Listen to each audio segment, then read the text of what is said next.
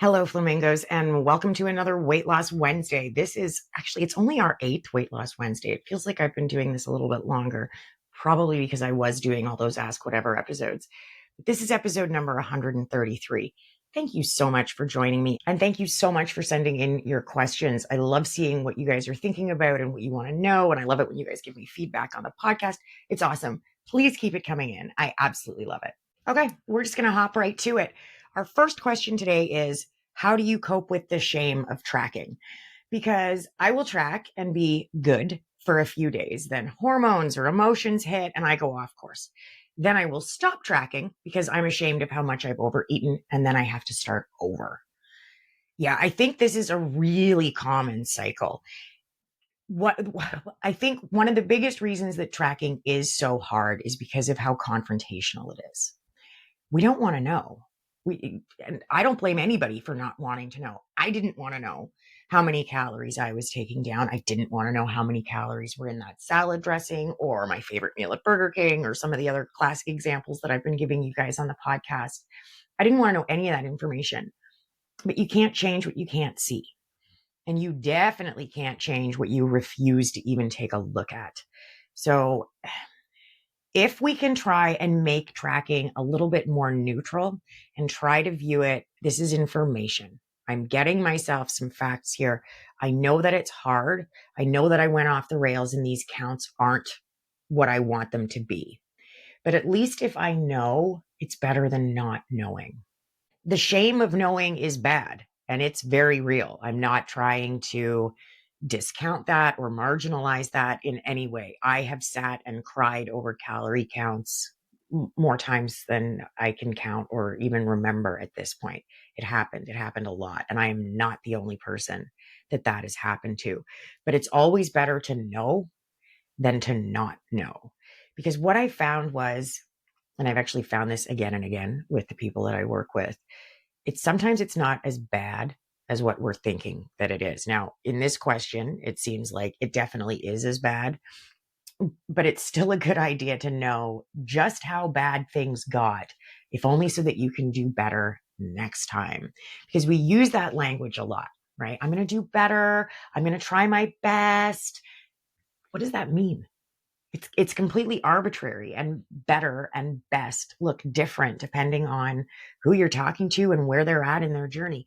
Better for me at 300 pounds was a very different thing than better for me when I was down to, 180 pounds or 220 pounds. Better was completely different because that type of language is very relative. So if you can quantify things, though, you have a really good idea of what better is actually going to look like. I tracked yesterday and I took in 6,800 calories. Not great because I only have 2,200 to play with. Okay. So I'm, more than tripled what I needed. But I know for next time, and that can sometimes help to not take the shame away or stop the shame completely in its tracks, but it can help because you're doing something active and you're doing something, yeah, okay, I screwed this up royally and you can't undo it, right? We know that. There's no backwards, there's only forward. You can't undo what you ate yesterday. You can't undo what you ate for breakfast. It's done. That's over now. We just have to keep going. But we can keep going knowing, okay, I took in 6,800 calories today. I'm not going to do that again. I've got a personal worst maybe, or a worst for now. And I know that I can come in under that. The easiest way to fight shame is to keep going. And the easiest way to help with that is to stop the starting and the stopping and try to view it more as a continuous line. Okay, I had a food bender. I took in my 6,800 calorie day.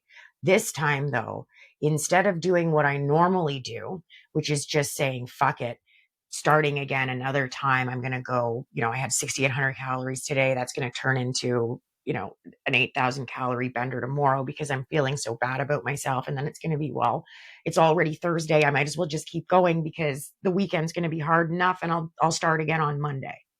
Okay.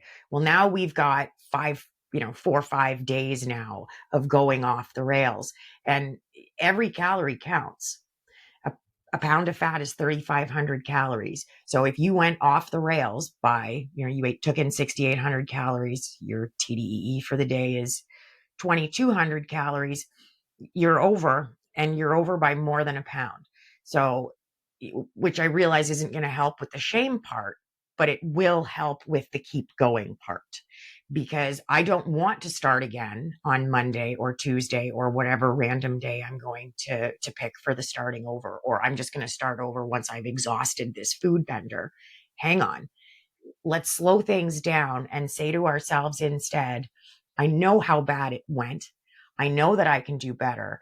And I know that so long as I keep going and I shut down this cycle of starting and stopping over and over again, which is so discouraging and so frustrating and so defeating. And you can't blame anybody for giving up, because it's really hard when you're caught in that cycle. Instead of that, let's just take a look at it head on. Here's what happened. Yeah, I went 6,800 calories over.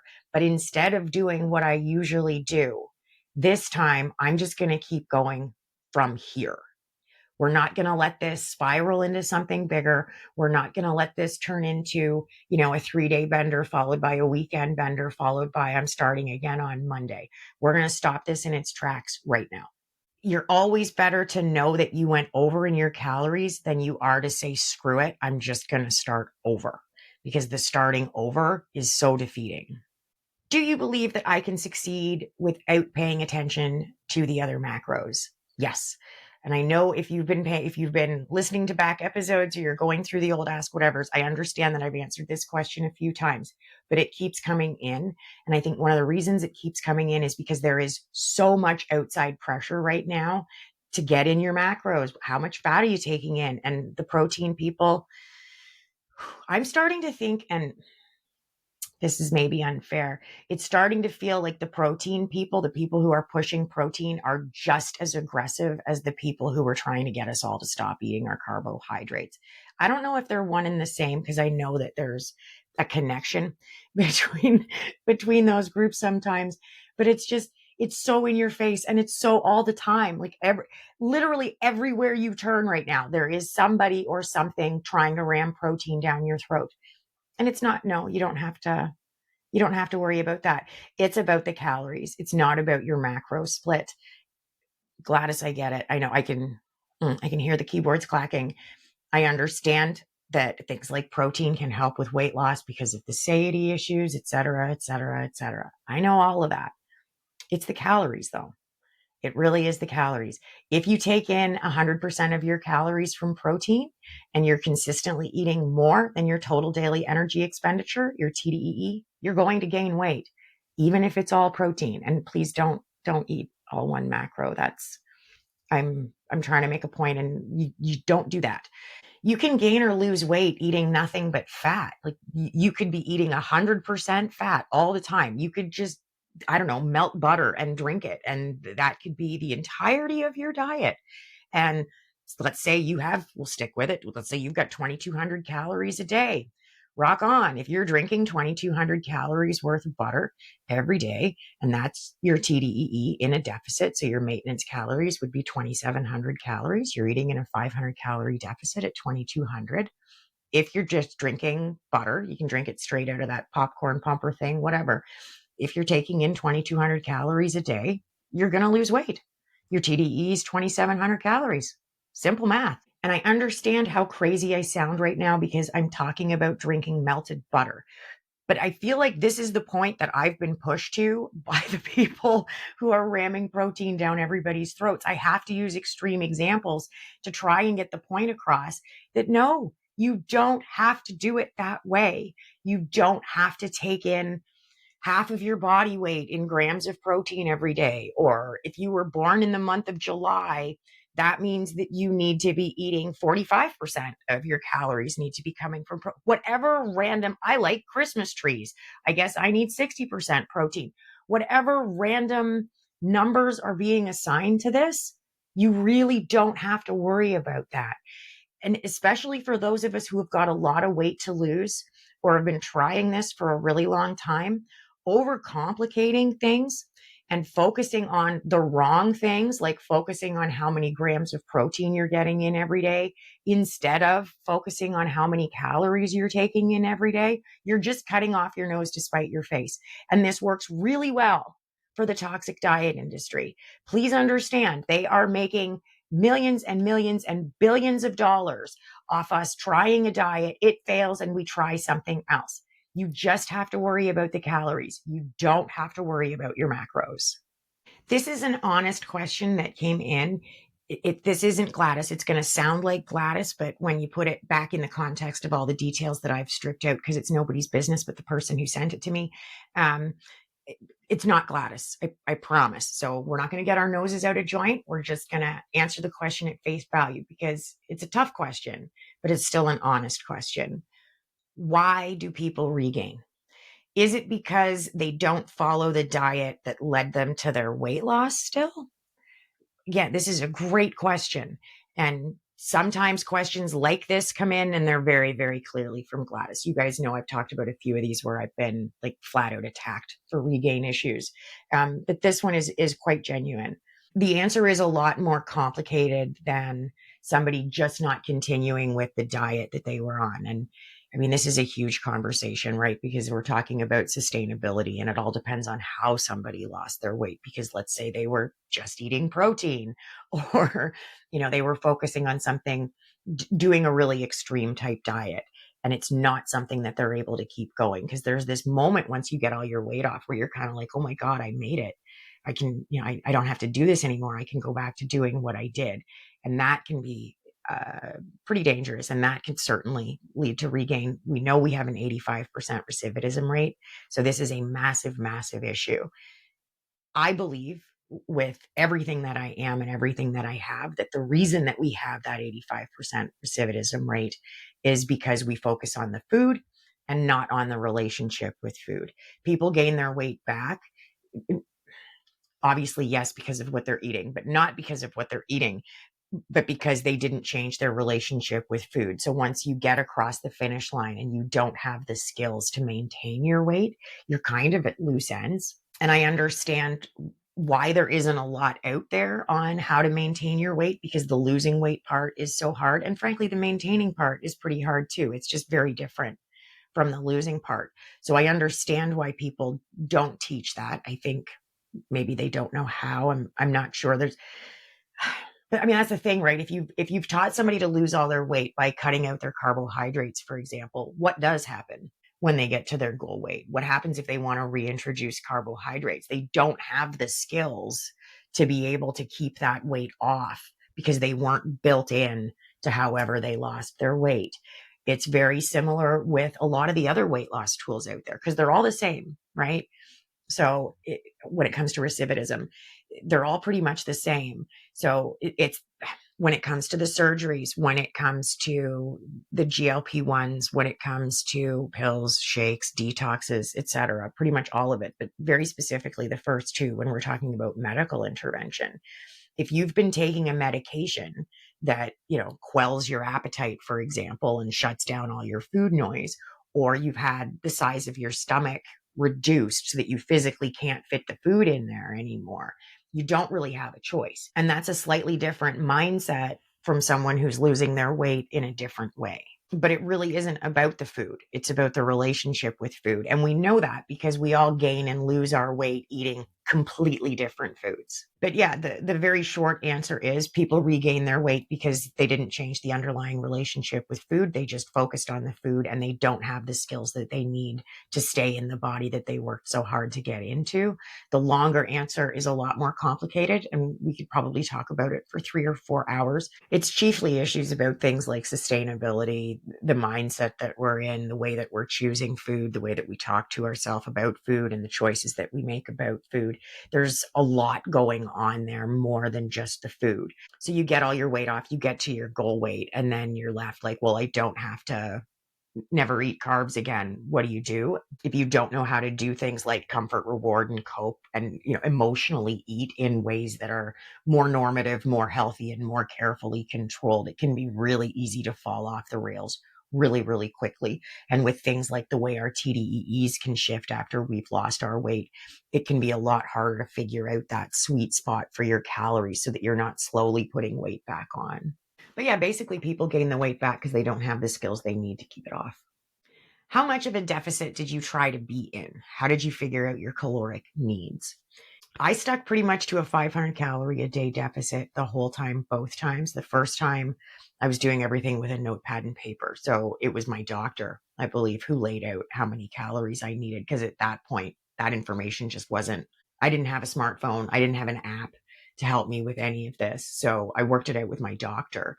And then the second time I lost weight, I used MyFitnessPal. It helped me to map out my TDEE and figure out what my deficit was. And then when I gained back the 115-ish pounds, when I had to lose that, I used the tracking app, MyFitnessPal, and I was in a 500 calorie deficit the entire time. I stayed just with the recommended 500 calories a day.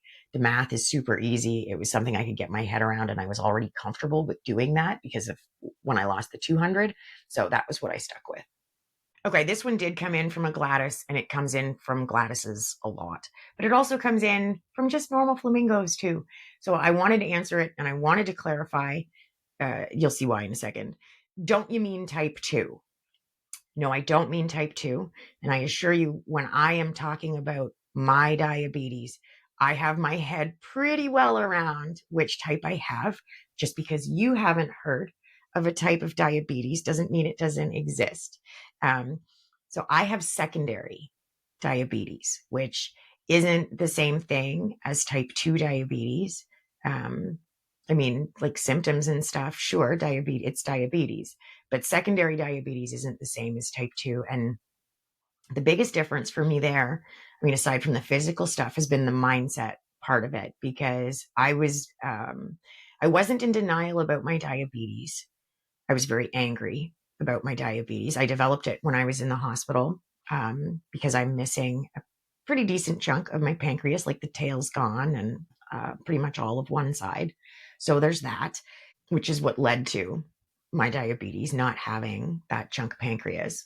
But somehow, I think maybe because, like Gladys and everybody else, I hadn't heard of secondary diabetes. I thought there were just the two kinds, type 1, type 2, or like growing up for me, it was juvenile and adult onset diabetes. I thought those were the only kinds of diabetes. They're not. I also think some of it, if I'm being completely honest, was very willful on my part. I didn't want to have a type of diabetes that I couldn't beat. It That's been one of the harder things for me to get my head around through all of this. I mean, obviously now I accept it. It's a fact. I'm always going to have diabetes. I can't beat my kind. But for the first few years after I was sick, certainly the first two, I was very deeply entrenched in the position that I did have type 2 diabetes and I was going to beat my diabetes. Now, in some respects, I haven't beaten it. Okay, I can't, but I'm not on insulin anymore, and that I did have to go back on it. I was off it for several years, and then when I got sick with the pancreatic pseudocyst, I had to go back on insulin in 2022, but it was very brief, and I'm back off it again now, and that's the big priority for me, is just not having to take insulin. But when I was first diagnosed, when I was in the hospital, I wanted to hear type 2 diabetes, and I was convinced. It took a lot of convincing for me to understand that I had secondary diabetes. But it's different. It was caused by injury. I can't reverse it. I can't beat it. I control it as best as I can with diet and exercise, specifically with the timing of those two things.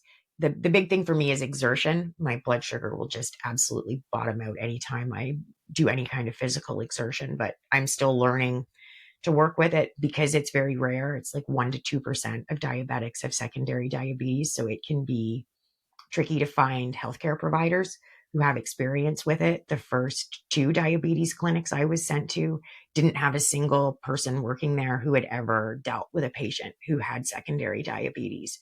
So that can present a bit of a barrier, but I'm really lucky. I have a terrific healthcare team now. And I'm just grateful and happy. And do I wish it was type 2 and that I could beat it? Yeah, I do. every day. But I also can't dwell on that, and I just have to let it go. It is what it is. I have this form of diabetes, and I always will, and I just hope I can keep managing it as well as I possibly can. Our last one today is a loose skin question. Did I end up having my loose skin removed? Not yet. I would really like to. It's not in my cards financially right now, but it's definitely something that I'm looking at doing in the future, specifically my arms. I'm not as worried about the rest of me as I am about my arms. I've wanted to have my arms done since before I lost weight because I knew looking at my arms, which were, I mean, when I was over 300 pounds, my arms were about as big as my thighs are now. So I knew that no matter how much weight I lost, I was going to be dealing with a lot of loose skin there. So for now, I just make do with a lot of compression garments. I'm wearing them now. I wear them pretty much all the time. That's one of my favorite things about the seasons finally changing. I love the last quarter because I can start wearing long sleeved compression garments all the time again. I overheat really quickly, so I can't in the spring and the summer. But I'm very happy to have my compression back on, and I do hope to get loose skin removal, just not yet. Thank you so much for joining me, Flamingos. Thank you for sending your questions in. I'm going to be back on Monday. We've got a brand new episode coming out Monday morning, and there will be another one of these on Wednesdays. We're doing 2 a week now. Thank you so much. I hope you have a terrific rest of your week.